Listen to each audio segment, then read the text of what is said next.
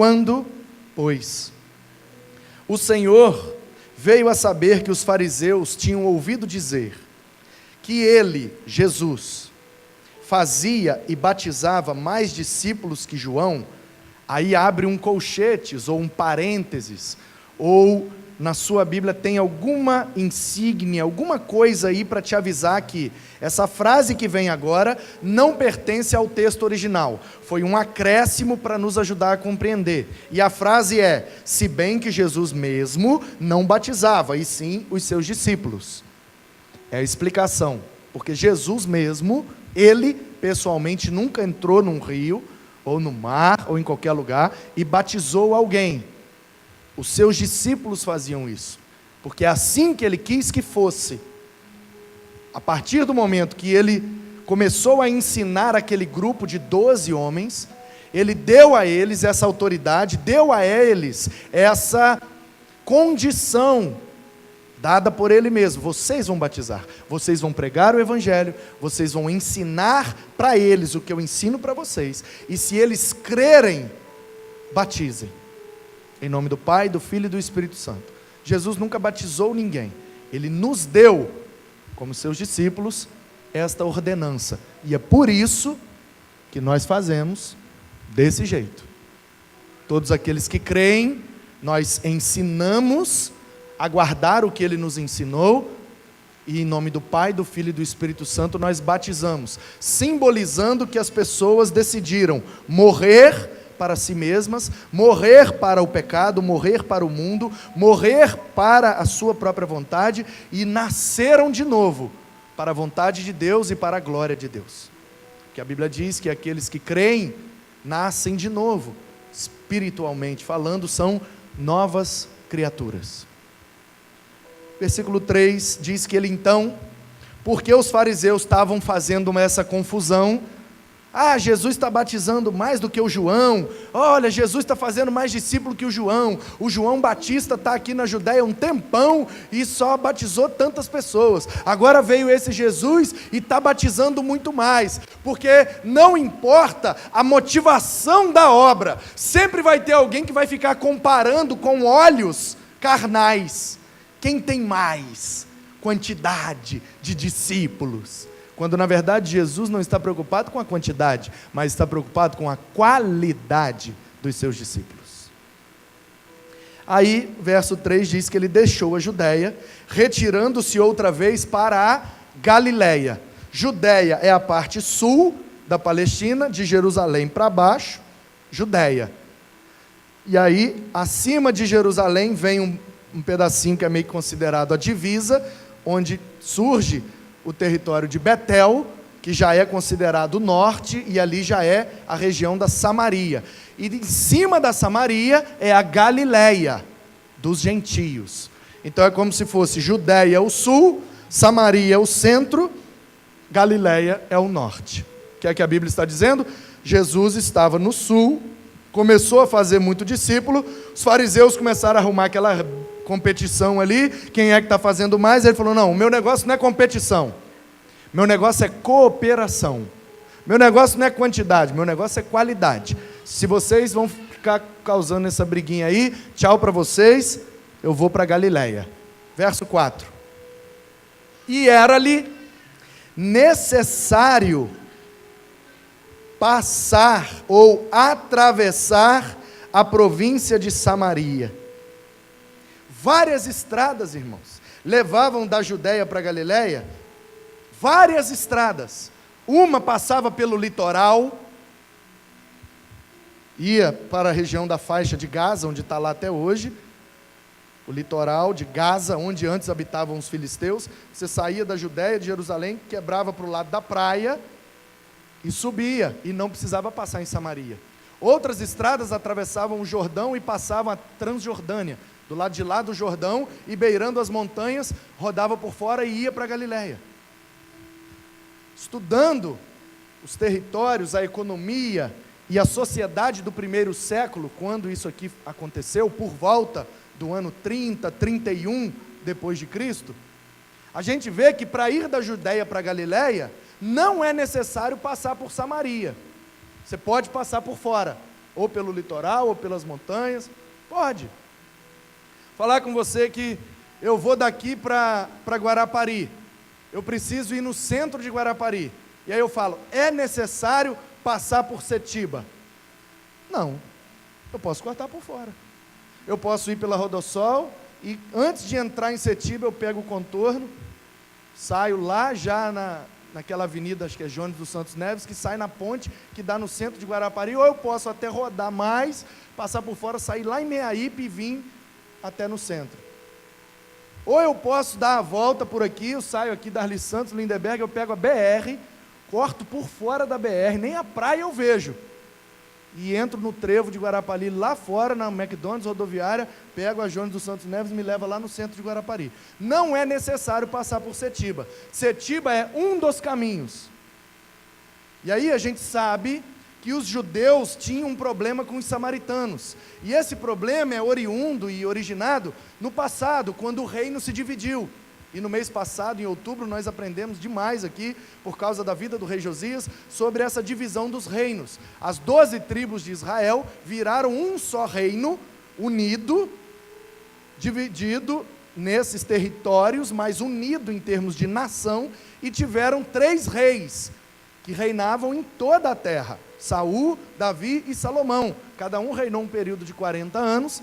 Depois de Salomão, seu filho Roboão tomou uma decisão equivocada, o que desprestigiou o pessoal do norte, e eles fizeram de Jeroboão o seu rei e dividiram. As 10 tribos do norte passaram a se chamar Israel, as 2 tribos do sul passaram a se chamar Judá. Isso por volta do ano 950, 900 e pouco, antes de Cristo. E aí, os anos se passaram, e o reino do norte foi invadido pela Assíria, foi destruído, e nunca mais voltaram a ser considerado uma nação, nunca mais tiveram um rei. E eles se casaram, deram-se em casamento, passaram a adorar outros deuses, eles eram muito dados à idolatria, o que causava uma estranheza com os judeus. E principalmente o fato de que o pessoal do norte não gostava de ir em Jerusalém para adorar. Eles preferiam adorar em Betel. Então tinha essa rixa, porque o Jacó, ali na região de Sicar, cavou um poço e viveu daquele poço durante muito tempo. E naquele lugar ele teve um sonho, teve uma experiência com Deus e chamou aquele lugar de Betel, Bet-El, a casa de Deus. Então o pessoal do norte, os samaritanos, porque Samaria era a antiga capital do reino do norte, então toda aquela região passou a se chamar Samaria. É como o pessoal do interior que vem aqui, eles vêm às vezes em Cariacica, às vezes em Vila Velha, às vezes na Serra, mas eles falam, vou lá em Vitória. É a região, não necessariamente o local. Então aquela região toda era Samaria. E aquele pessoal daquela região, eles criam, com uma forte base de argumentação, que o lugar certo de adorar era em Betel, porque é ali que o Jacó adorava a Deus, e ali o Jacó deu o nome de casa de Deus. A gente não tem que adorar a Deus na sua casa? Então Betel é a casa de Deus. Aí os judeus, movidos por aquela motivação de Davi, não sei, não posso dizer, porque a Escritura não diz, mas é possível, ou é provável, assim diriam os nortistas, assim diriam os samaritanos, que Davi quis construir um templo em Jerusalém, só para mostrar para o pessoal do norte, que o lugar de adorar não seria mais Betel, seria Jerusalém, do Reino do Sul, capital de Judá, de onde era Davi, da tribo de Judá. É aquela coisa meio política, meio econômica, eu vou botar aqui um templo, o povo vai ser obrigado a vir adorar aqui, e esse povo vai trazer dinheiro, esse povo vai trazer movimento, e aí aqui vai se tornar um grande centro, e aqui vai ter movimento, e vai melhorar a vida dos que aqui vivem, e atrai muita gente, e atrai também recursos. Então Davi quis fazer o templo, Deus não deixou, pelos motivos que ele declara na Escritura, mas quem consumou isso foi o seu filho Salomão. Então existia essa rixa. O pessoal do sul dizia, o lugar certo de adorar é no templo em Jerusalém. O pessoal do norte falava, não, nosso pai Jacó nunca precisou ir em Jerusalém para adorar. Nem Abraão, nem Isaac, nem Jacó, eles adoravam aqui. E aí ficava essa rixa. Onde que é certo? É Betel ou é Jerusalém? Jerusalém ou Betel? Não. Pois bem. Verso 5. Chegou, pois, a uma cidade samaritana chamada Sicar, perto das terras que Jacó deu ao seu filho José. Tinha ali uma fonte, um poço, chamado ou conhecido como poço ou fonte de Jacó. Ele estava cansado da viagem, assentou-se junto à fonte por volta da hora sexta.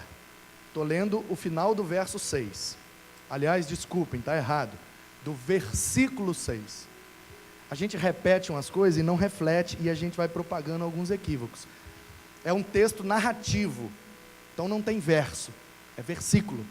Textos poéticos têm versos. Então, Jó, Salmos, Provérbios, Eclesiastes e Cantares têm versos. Todos os outros textos têm versículos. Versículo 6 diz que ele parou por volta de meio-dia. A Bíblia diz hora sexta, então deve ser 6 horas da manhã. Não. Por quê? Porque o dia do judeu, o dia da Bíblia, não começa como o nosso, meia-noite. O dia do judeu começa às 6 horas da manhã, quando o sol nasce. Dia é dia, noite é noite. Então o sol nasceu é dia, 6 da manhã.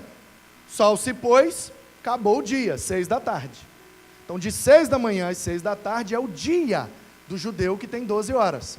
6 da tarde até às 6 da manhã é a noite, que tem 12 horas. Por isso que toda vez que a Bíblia vai falar quantidade de tempo, ela fala tantos dias e tantas noites. Tantos dias e tantas noites. Porque o dia lá não tem 24 horas, tem 12. Então se o dia começa às 6 da manhã, 6 horas depois de 6 da manhã é meio-dia, 12 horas. Ou seja, o sol está na muleira. Ele saiu da Judéia e a Samaria era mais ou menos o meio do caminho. Então ele já tinha andado bastante. De Jerusalém, dos arredores de Jordão, onde João batizava, até o mar da Galileia, dá em torno 40 a 60 quilômetros. Um pouco mais, um pouco menos, né?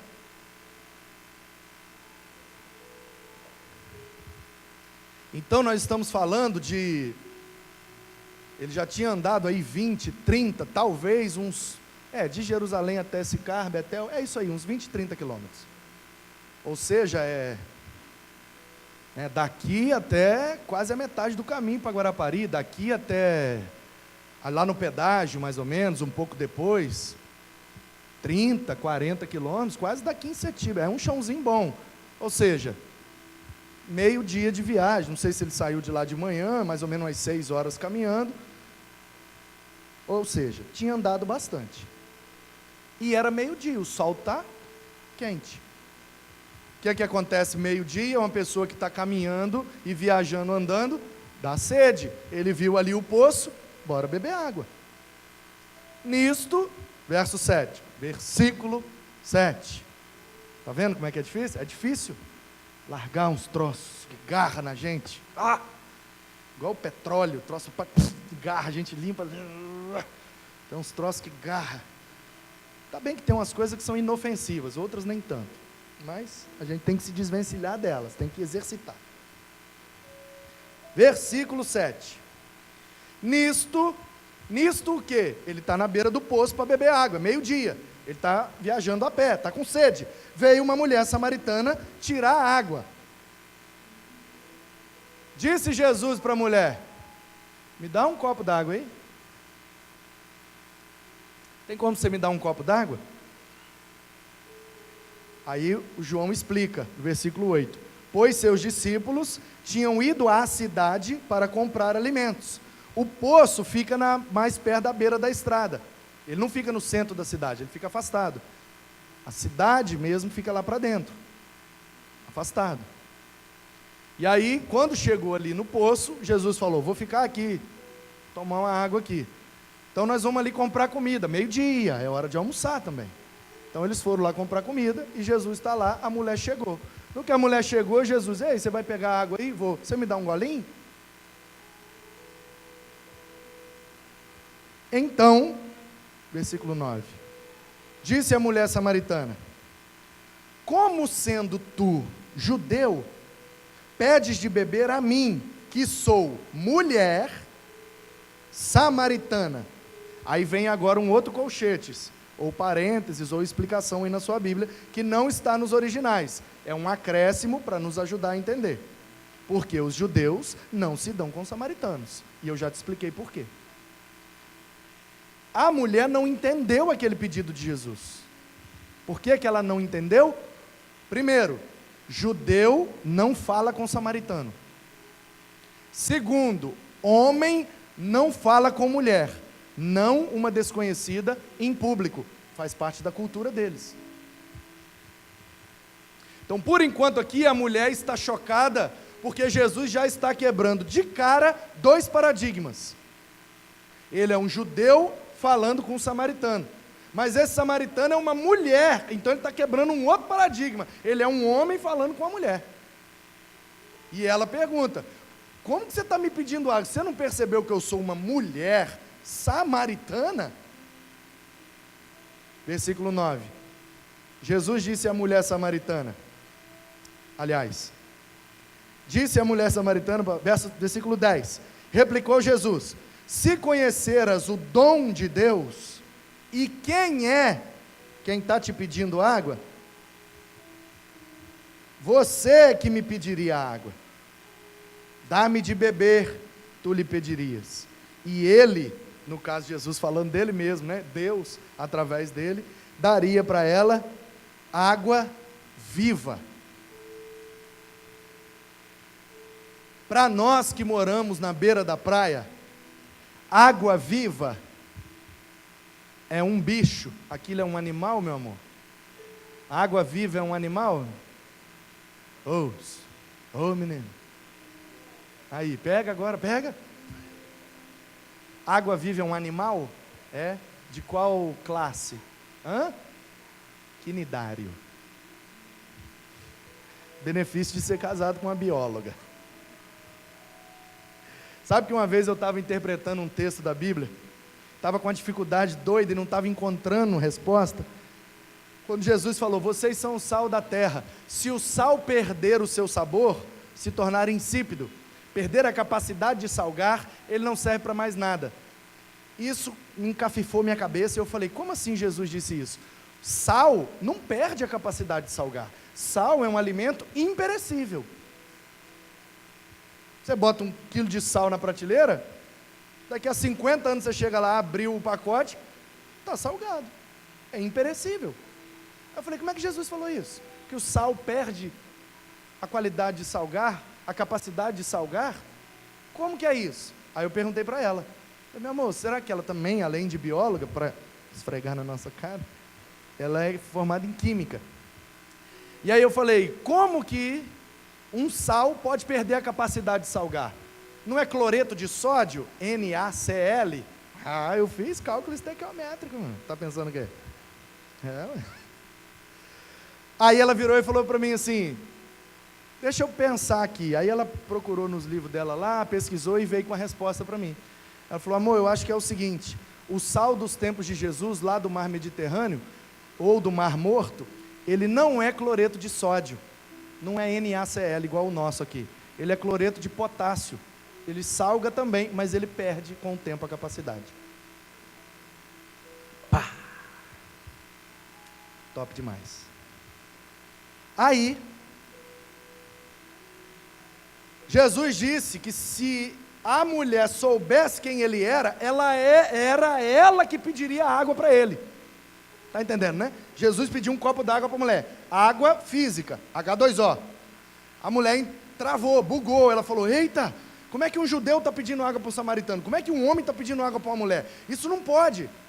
E ele falou: menina, se você soubesse quem sou eu, você ia bugar mais ainda, porque você ia entender que eu é que devo te dar água, só que a água que eu vou te dar é viva. O que é que Jesus está dizendo? O texto diz: água viva. Para mim, que moro na beira da praia, que estou em 2018 em Vila Velha. Água Viva é aquele quinidário que mora ali na praia, que queima a pele da gente, que a Tainá é apaixonada em águas vivas.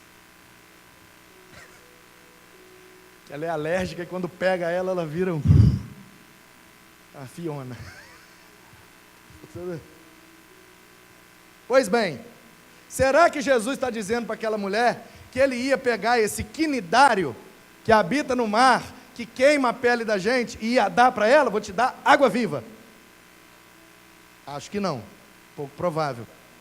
Então a minha pergunta é: o que é que significa água viva no contexto de Jesus? Nos dias dele, principalmente para uma mulher samaritana. Você se lembrou qual era o recipiente ou a origem da água que a mulher vai dar para Jesus? Um poço. Água de poço é água parada. Os judeus chamam isso de água morta. Num rio, a água é viva. Ela não para de correr. Então, no hebraísmo, no jeito peculiar do hebreu falar, água de poço, água morta. Água de rio, água viva. O que é que Jesus está dizendo para ela? Eu tenho uma água para te dar. Mas ela não é morta. Ela é viva. Porque ela vem de uma origem que nunca para de jorrar. Há um rio que corre do trono de Deus, da morada do Todo-Poderoso, que nos guarda, que nos cura, que alegra os nossos corações, que nos sara, que nos cura. Não lembra, é assim? É tipo isso. Aí a mulher não entende nada. Versículo 11. Respondeu ela: Senhor, tu não tens com que tirar, e o poço é muito fundo. Onde tem dessa água viva aí? Porque aqui é um deserto. Não sei se o senhor sabe, mas o Rio Jordão passa bem longe daqui. Onde o senhor vai arrumar essa água corrente? Água corrente para mim? Aqui não tem rio não, senhor, aqui é um deserto. Aqui é Samaria, aqui é Sicar. És tu. Aí ela quer dar uma espetada em Jesus, ó. Aí aqui já brota a samaritana que tem dentro dela, a rixa, entendeu? És tu porventura maior do que Jacó, o nosso pai, que nos deu o poço, do qual ele mesmo bebeu, e também os seus filhos e o seu gado? Ou seja, você está me dizendo que vai dar uma água melhor do que essa? Você está se achando melhor do que Jacó? Versículo 13. Afirmou Jesus: quem beber dessa água, volta a ter sede depois. Aquele, porém, que beber da água que eu lhe der, nunca mais terá sede, pelo contrário, a água que eu lhe der será nele uma fonte a jorrar para a vida eterna. Disse a mulher: Senhor, dá-me dessa água então, para que eu não tenha mais sede. É lógico, eu tenho que sair da minha casa e vir aqui no poço, meio-dia com o sol na muleira. Daqui a pouco nós vamos descobrir por que ela está pegando água meio-dia. Porque ninguém vai pegar água meio-dia. Meio-dia não é hora de pegar água, gente. Você vai de manhã cedinho ou você vai de tardinha. Com o sol na cabeça, tem um motivo para isso, daqui a pouco ela revela. E aí ela está dizendo: bom, se o senhor tem uma água que mata a sede de uma vez por todas, me dá dela então, para eu não precisar ficar vindo todo dia aqui no poço. Versículo 15. Me dá dessa água para eu não precisar vir buscar. 16, disse Jesus: então você vai e chama o seu marido e volta que eu te dou a água. Aí Jesus está agora aqui quebrando um terceiro paradigma. Ele é judeu, homem, ela é mulher, samaritana, mas ele está tratando ela com respeito. Nunca um judeu trataria um samaritano com respeito, muito menos sendo ela mulher. O que ele faz? Ninguém na cultura judaica, nos tempos bíblicos, até hoje, vai no Oriente Médio e oferece um presente para uma mulher que você não conhece, para você ver.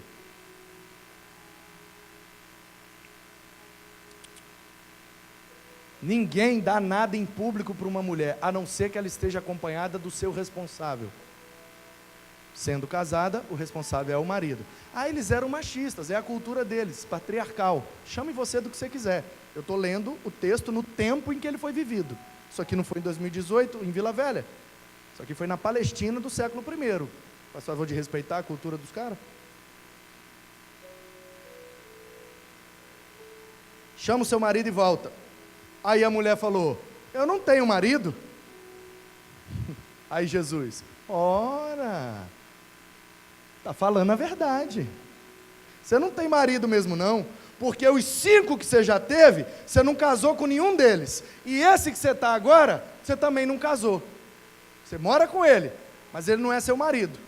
Tascou o pecado na lata dela, sem julgá-la, só para mostrar para ela quem era ele. Aí a mulher, o homem é judeu, está falando com o samaritano. O homem está falando com a mulher. Está me tratando com respeito. Como é que ele sabe da minha vida? Aí ela faz essa declaração. 19. Senhor, disse a mulher, vejo que tu és profeta. Ou seja, eu estou diante de um homem de Deus, ué. Eu nunca te vi. Você nunca me viu. Você é judeu, eu sou samaritana. Você está indo, sei lá para onde aí para cima. Parou aqui para beber água. E você sabe tudo da minha vida? Não, eu só posso estar diante de um homem de Deus. O senhor é profeta? Eu estou vendo, pelo jeito que o senhor está falando aí, o senhor é profeta. Nossos pais, aí os pais que ela está dizendo aqui é Abraão, Isaac e Jacó. Porque para o judeu, todo mundo que está para cima é pai. Todo mundo que está para baixo é filho. Prova disso que nas escrituras, várias vezes o povo de Israel fala, o nosso pai Abraão, nosso pai Abraão. E às vezes eles falam, nosso pai Abraão, 1000 anos depois de Abraão. É normal. E também todo mundo que está para baixo é filho, como Jesus que entrando em Jericó, o cego chamou filho de Davi. Jesus está 14 gerações abaixo de Davi. Ele é descendente de Davi, 14 gerações depois. Mas ele é considerado na cultura filho, porque ele está para baixo. Então a mulher diz, os nossos pais adoravam neste monte, aqui onde a gente está agora. Vocês, entretanto, aí ela quis dar uma futucada de volta, entendeu? Ela futucou Jesus. Você está se achando maior do que Jacó? Jesus devolveu a futucada.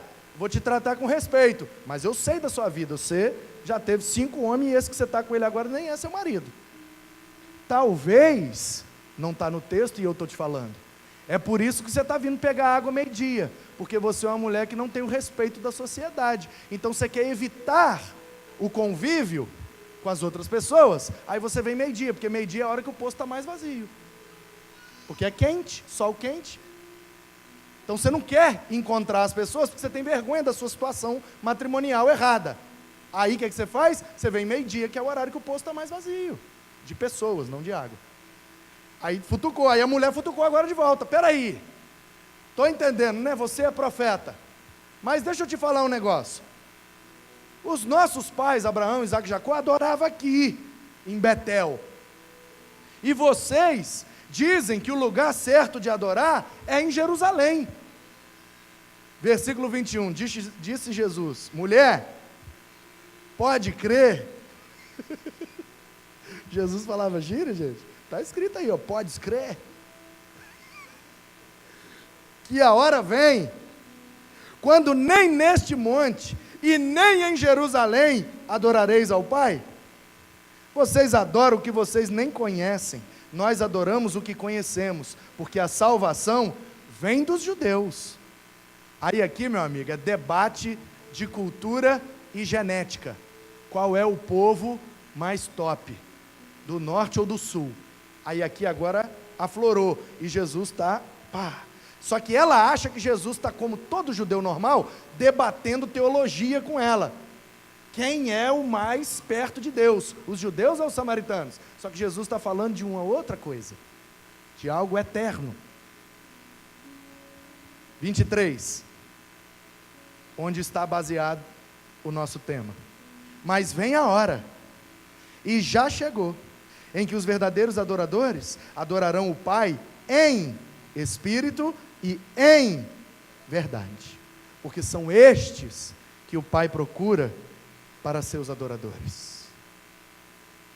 A mulher perguntou para Jesus, ou ela questionou Jesus, que diziam os judeus que em Jerusalém é mais certo que em Betel, em Sicar, em Samaria. E Jesus está dizendo, nem Betel, nem Jerusalém. Está chegando a hora, na verdade já chegou, que eu já estou aqui, que o Pai não está preocupado com o lugar de onde procede a adoração, mas a maneira que a adoração é levada a Ele. Versículo 24. Deus é Espírito, e importa que os seus adoradores o adorem em Espírito e em verdade. Um ser físico precisa de um alimento físico para se sustentar. Um ser espiritual precisa de alimento espiritual para se sustentar. Por isso que se você só der comida para um cachorro, para um passarinho, para um bicho qualquer, eles se mantêm vivos, tranquilos. Tranquilos, vive até morrer. Mas um ser humano, não adianta só dar comida. Experimenta criar um ser humano e dar só comida para ele.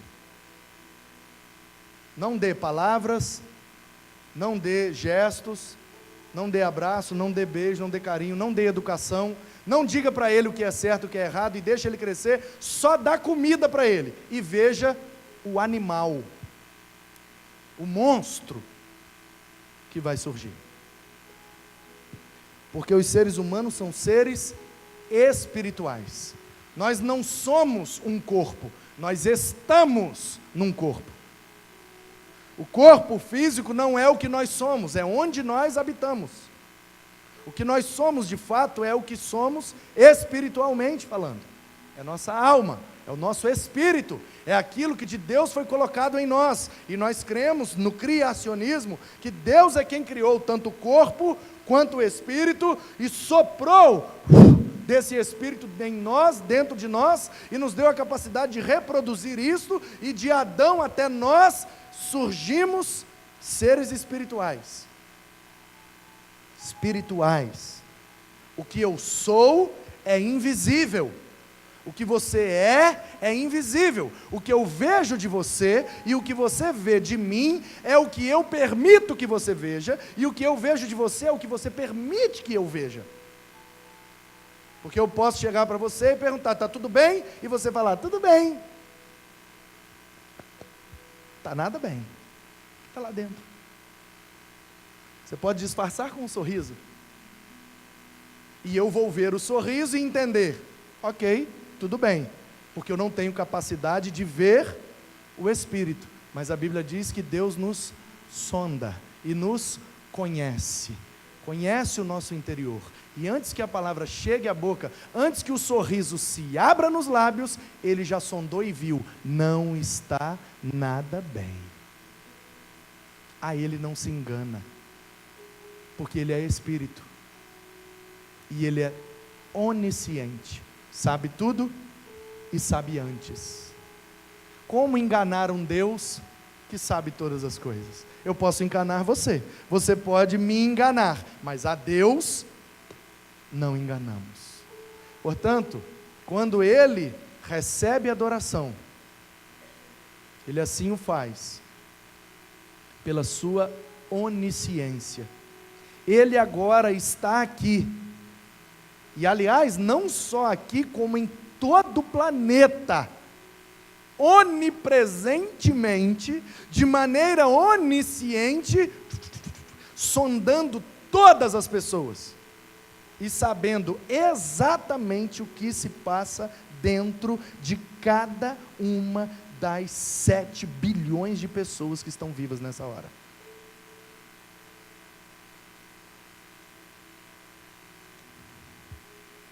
Grande é o Senhor, digno de ser louvado,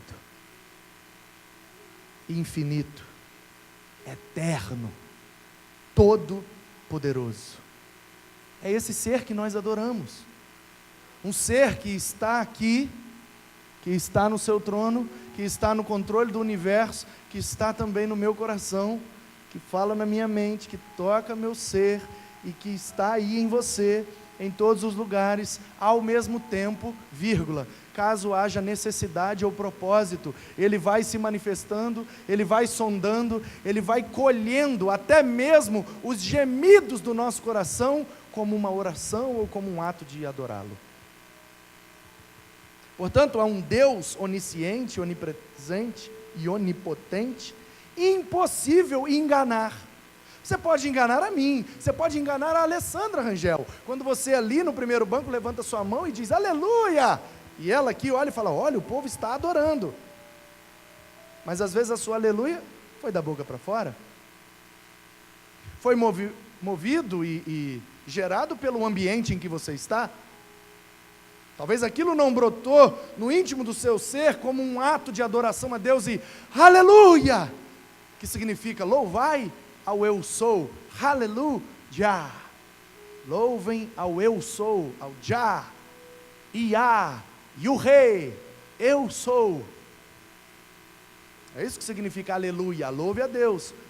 Por isso que a gente respeita, a gente compreende a questão leiga, a questão popular, a questão que perde o controle, mas o correto, nesse sentido, seria errado a expressão aleluias, porque como é que você bota plural na expressão louvai a Deus? Louvai a deuses, não tem como pluralizar, porque louvai já é plural, é para todos, louvai a Deus, louvem a Deus, halelu, halel é louvor, halelu já é para todo mundo aí, ó, já está no plural, é aleluia, que Iá é o eu sou, é Deus, glórias, ok, glórias, glória a Deus, aí tudo bem, tranquilo, só isso, só para explicar, tá bom? Quem gosta de aprender, pega aí. Então o que Jesus está dizendo para aquela mulher é, já chegou a hora, porque eu já estou aqui, velho, eu já vim, começou, deu start, daqui a pouco eu vou morrer, e vou ressuscitar, e vou subir, e vou derramar o Espírito, e Ele vai juntar um povo, e aí eu vou ali rapidinho, preparar um lugar e já volto. Nossa Jesus, rapidinho, mas 2000 anos já? Você não sabe que para Deus 1000 anos é como um dia? E um dia é como 1000 anos? Só tem 2 dias, filho. Só tem 2 dias que ele foi, está arrumando a casa, daqui a pouco ele vem. 3 dias, 10 dias, não sei quanto vai demorar, eu sei que ele vem. Ele vem. Ele vem. E é impossível enganá-lo. É impossível mentir para ele. É impossível. Ele é espírito. E aí a mulher disse, eu sei que há de vir o Messias, o Salvador, o ungido de Deus, chamado Cristo, que é a tradução de Mashiach. Messias é hebraico, Cristo é grego. Que ele, quando ele vier, ele nos anunciará todas as coisas.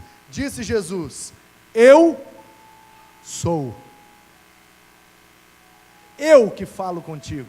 E você aprendeu aqui, acho que foi mês de abril, não me lembro, que nós fizemos aquela série Eu Sou, os 7 Eu Sou que Jesus falou no Evangelho de João.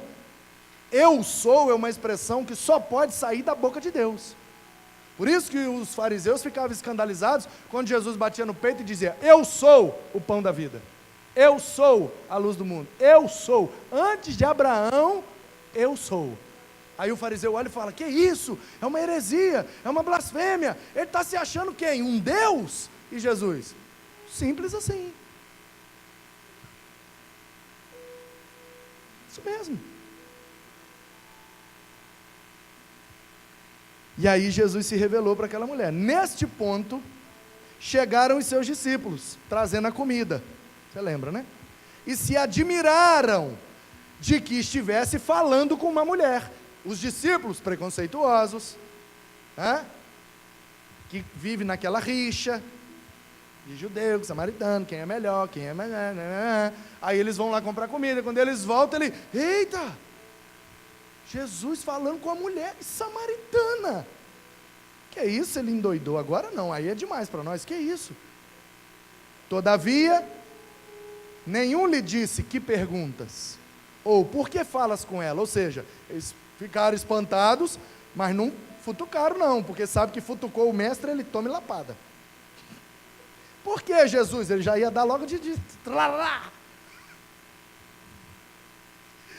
Quanto à mulher, deixou o seu cântaro, a botijinha de água, e foi à cidade e disse àqueles homens: vinde comigo e vede um homem que me disse tudo quanto eu tenho feito. Será este porventura o Cristo?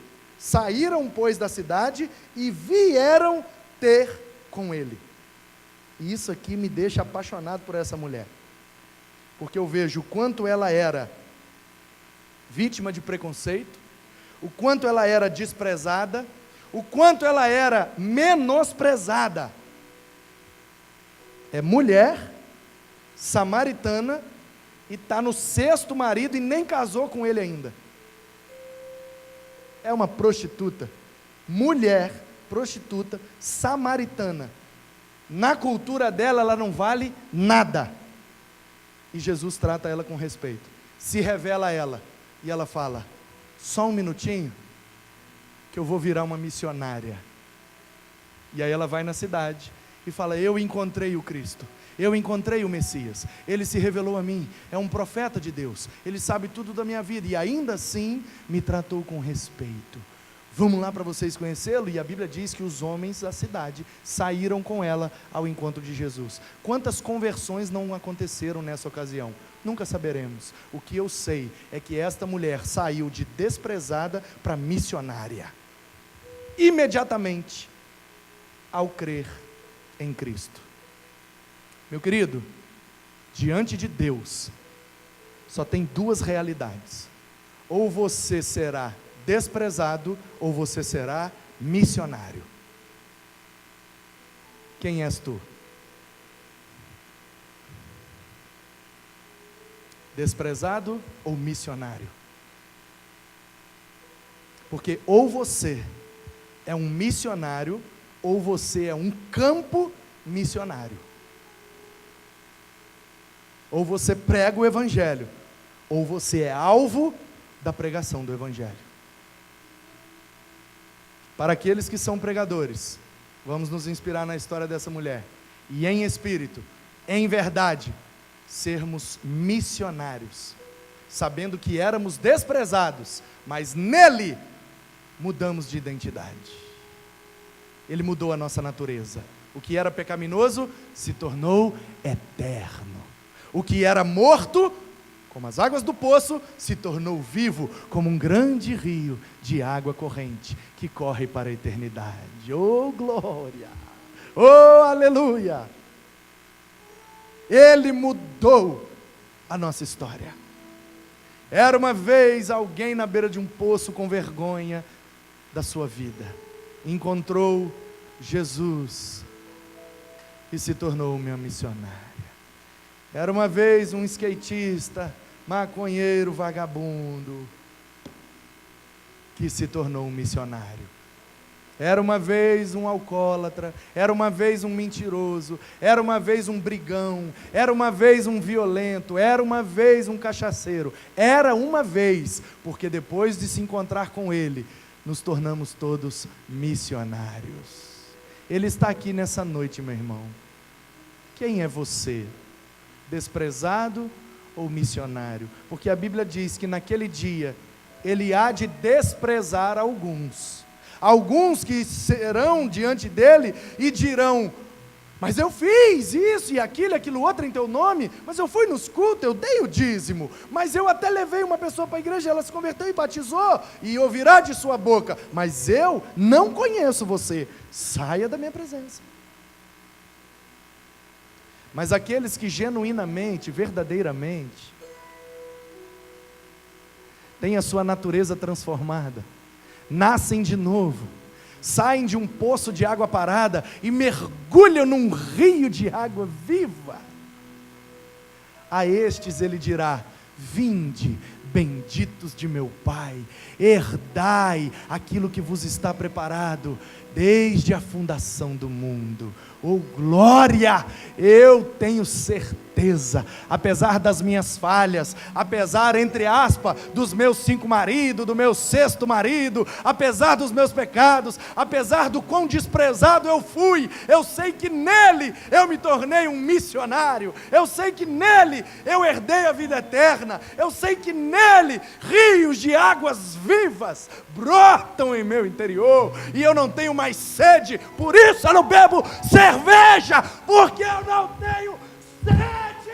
Ele matou a minha sede de uma vez por todas. Aleluia! Louvado seja Deus!